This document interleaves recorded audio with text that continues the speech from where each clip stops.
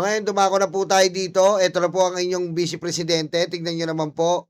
Nagpa-cute lang po si Sara Duterte. Pusang ina talaga, oh. Nagpa-cute. Ayan po, oh. Laway lang po ang puhunan. Putang ina talaga, oh. Laway lang po ang pununan ng ginawa ni Sara Duterte sa Mindanao. Aray ko. Okay? Dito po sa Sarangani, laway lang po ang pinuhunan ni Sara Duterte para lang po magpapansin. Wala naman dala-dala. Tapos si BBM na nag-aasikaso po, siya pa ang nababash. Aray ko. Photo ops lang ang ginawa ni Sara, oh.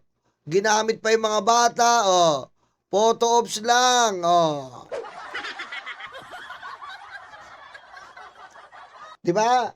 At ang sabi pa nga po ng ating Intel, putik ang kapal daw ng mukha ni Sara, yung iba daw pong mga donation ay pinapalitan na naman na lagi nilang ginagawa po yan eh. Pinapalitan nila ng pinapalitan po nila ng yung mga galing gobyerno, pinapalitan daw po galing kay Sara Duterte. Antigas naman. Antigas naman. Ayan po, nagpunta doon sa Sarangani pagkatapos siya pong manggaling sa pasyal-pasyal, pagtapos siya pong maglustay-lustay. Aray ko. Yung presidente ng mga DDS nagpunta sa Sarangani para mag-photo ops. Kamera-kamera na naman po. Na lagi niyang kinaugalian, kamera-kamera. Puta, puro gano'n ang trabaho. Mamimigay ng lugaw, lilista ka pa para ilagay nila sa confidential funds. Aray ko.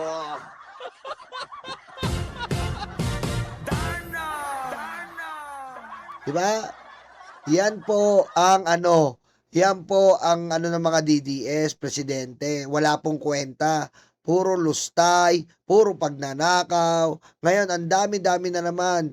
May mga lumalabas na naman po ngayon. Abangan nyo po, may nire-research tayo. Lumalabas na naman po ngayon.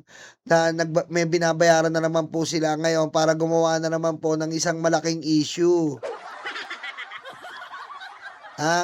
May malaking issue na naman daw po magaganap ngayon kasi papalapit na yung impeachment. Talagang ayaw po nila talaga na masimulan ng impeachment, mga kababayan.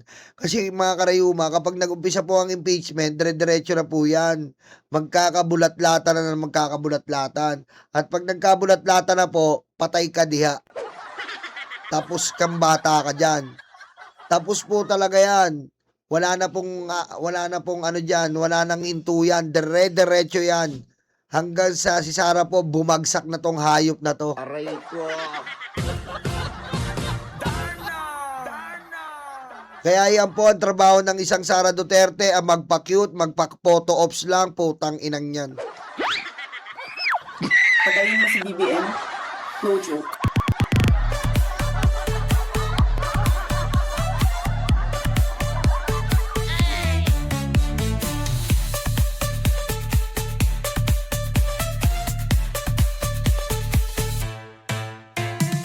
At si Tatay Digong po mukhang laos na. Si Tatay Digong po mag-celebrate ng Father's Day ay mukhang laos na po. Aray ko. Laos na po si Tatay Digong sapagkat wala na po pumupunta sa ICC. Wala na, eto na lang po ayan na lang po sila, oh. Kokoramput na lang po. Dati po punong-puno po yan, Happy Father's Day. Ngayon wala na po, oh. 20 piraso na lang ang natitira ng mga abnormal. 20 piraso na lang po ang natitira ng mga abnormal na sumusuporta po sa mga Duterte. Dati po punong-puno yan, madami pa silang nabubola. Aray ko. Kakarampot na lang oh. Pero nandun pa rin po yung humba. Hindi po mawawala yung humba. Absent po yung patay gutom na si Harry Roque ng humba. Diba? Dati po, diba, mga kababayan, dati ang dami-dami, mga kababayan, mga karayuma. Ang dami po nila. Di ba nag-away pa nga ng humba? Nag-away-away pa diyan, ang punong-puno. Ngayon wala na, kasi alam nila diyan mamamatay na, eh. Aray ko. Si Tatay Digong, si Tatay Digong, matanda na. Mamamatay na siya, si Tatay Digong, betlog niya ay lus-lus pa. Aray ko. Ikaw talaga.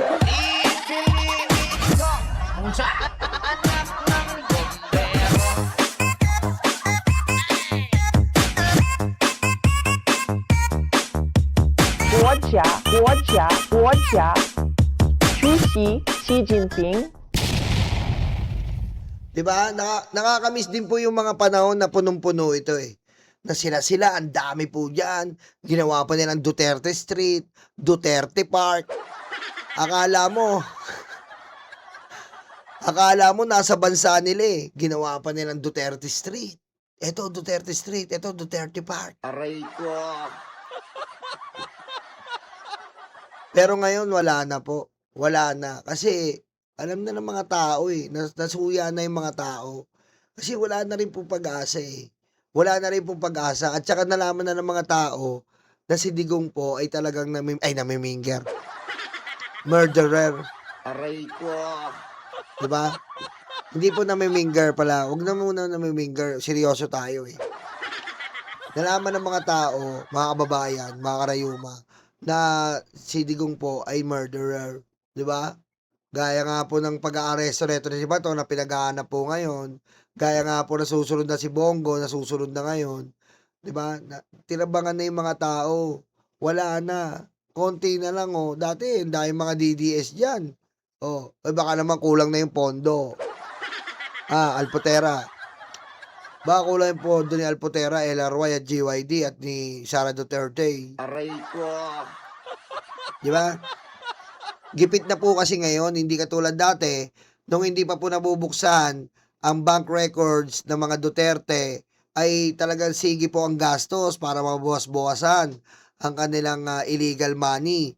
Pero po ngayon, na nabuksan na po ng mga AMLAC at may record na po ang mga prosecutor, ay naghinay-hinay po sila.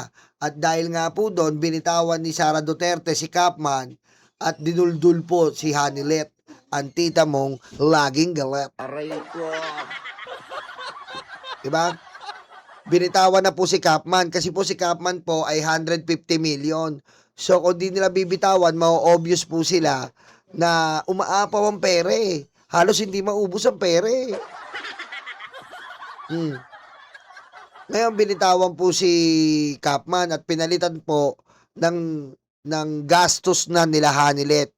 Handaan niyo po mga kababayan, sila Hanilet na po ang gumagastos sa abogado. Sila na po. Kasi nag-away-away, eh. Sabi ko nga sa inyo, eh.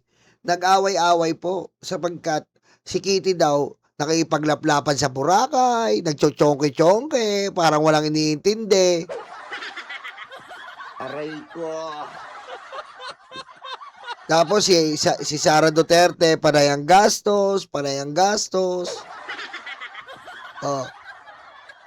Kaya nagkasilipan po at binitawan na po si Kapman at pinalitan po ng pipitsuging abogado. Ngayon naman po, ang mahirap dyan, pinalitan po sila ng pipitsuging abogado.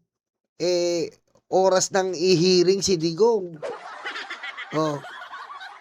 Pero mo first time in the history po, sabay, impeachment tsaka kay Digong. Nililiti sa mga Duterte tapos ikaw DDS ka pa rin.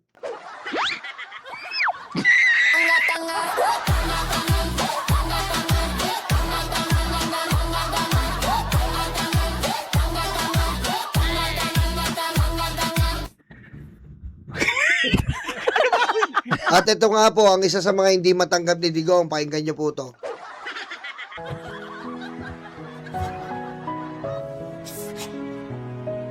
Alam mo, Tay, inaasar na naman nila ako kanina. Nga ba talaga akong bading? Aray ko. Aray ko. Nagsisintimiento po si Barbie. Aray ko. Ulitin natin na may nanikit po si Barbie.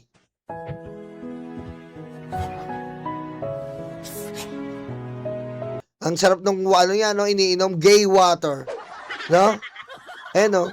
Gay water. Ang sarap kaya. Ano kaya lasa niyan? Lasang sperm? Gay water. Aray ko. Bagay oh. Alam mo, Tay, inaasar na naman nila ako kanina. Ka ba talaga akong bading? Ina mo, bayot ka. Aray ko. Bayot ka! Aray ko. Bayot!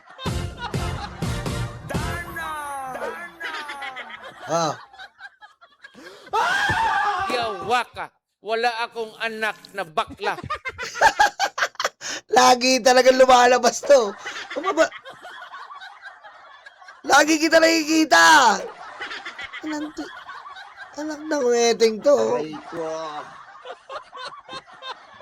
Tapos sasabihin ni Alan Peter Cayetano, si Lacson ng aso. Anong aso? Aray ko.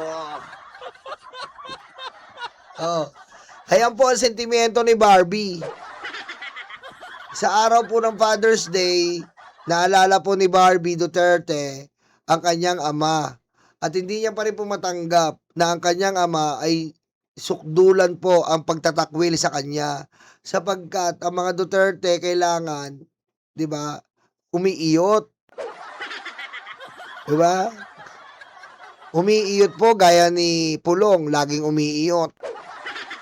Kaso po, eto pong si Barbie, siya po na iba, sumusubo sila ni Mabanta. Aray ko. Di ba? Sumusubo sila ni Mabanta sa may Hong Kong. Susubuan sila doon. Kaya yan na lang po ang matinding hinanakit ni Barbie Duterte sa kanyang ama.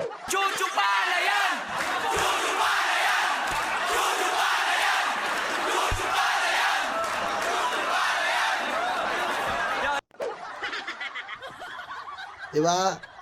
Kaya medyo malungkot po ang Father's Day ni Barbie Duterte kasi up to this date, hindi po matanggap na Digong na may Barbie siyang anak. Aray ko.